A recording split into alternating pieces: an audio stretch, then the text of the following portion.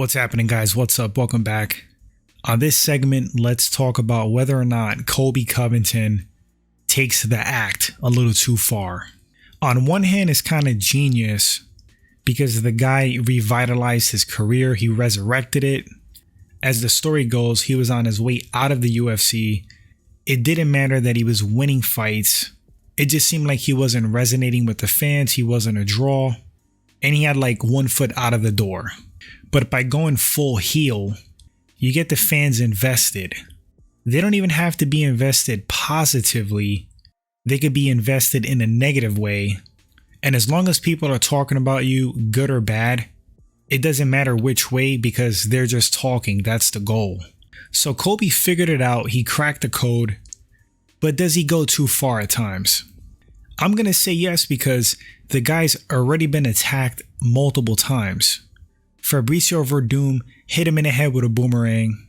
Jorge Masvidal, whether right or wrong, and I have to say allegedly, because I think they're still going to court over this, Masvidal allegedly socked him in the street. I know a lot of people weren't happy about that because let's be real, like it was a sucker punch. And yes, Jorge did tell him, when I see you, it's on sight, watch your back, yada yada. But to call that a sucker punch, I mean, it wouldn't be inaccurate. But that's a whole other conversation. The point is that Colby is triggering people to the point of physical assault, people putting hands on him. And the reason that's happening is that he's going too far. You can't talk about religion, somebody's family. You can't low blow people verbally without consequences. I mean, that's the real world.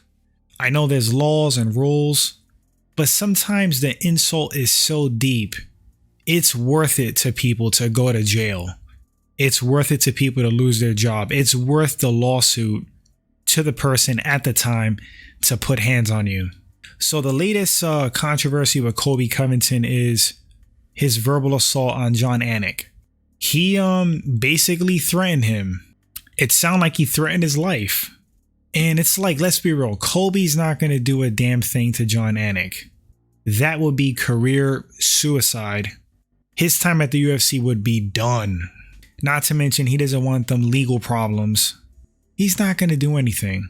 I think he spoke out of pocket. I think he said a little bit too much. Maybe he realizes that now. And if his plan was to get attention, hey, it worked. It worked. Everybody's talking about it. But you got a lot of fighters that want to beat his ass now. There are a lot of professional fighters in the UFC that really respect Jon Anik. They think he's a great and cool dude. And even though Colby's not going to do anything, just him running his mouth about hurting Jon Anik in any way, that might get his butt whooped. And you know, that's just the way it goes, man, when you run your mouth a little too much. I just heard Bisping and Anthony Smith talk about how much of a great guy Colby Covington is in real life.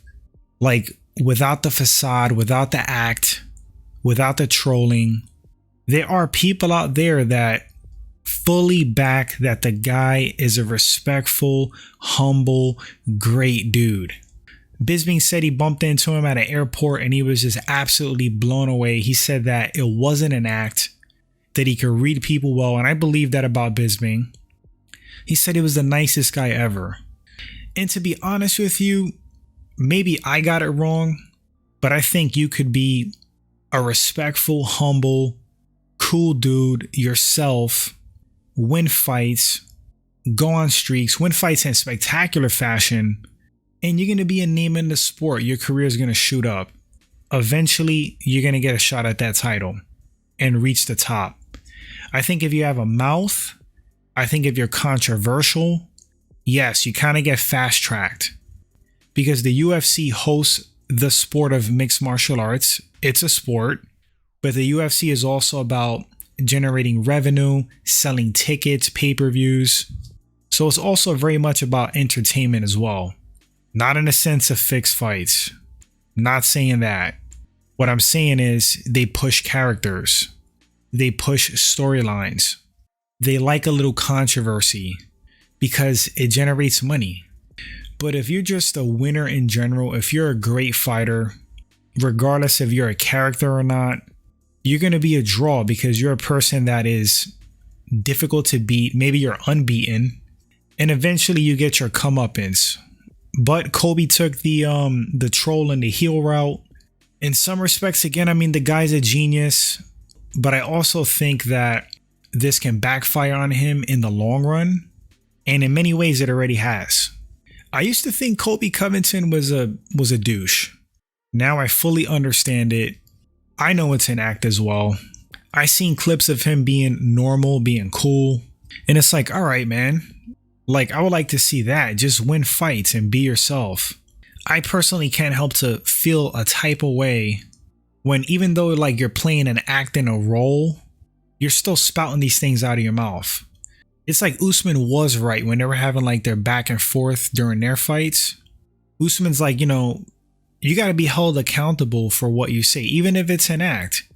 Anyway, you guys let me know in the comment section. What do you think about Colby Covington's act, this whole shtick with him? Do you think he takes it too far? Do you think he needs to tone it down a bit?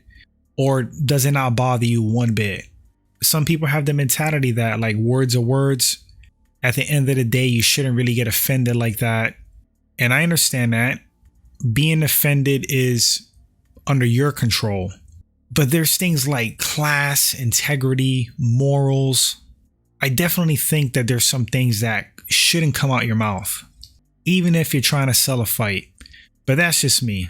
Eager to read your thoughts, guys. Thanks for watching this segment. I'll catch you all on the next one. Please take care of yourselves. Stay safe. Later, guys.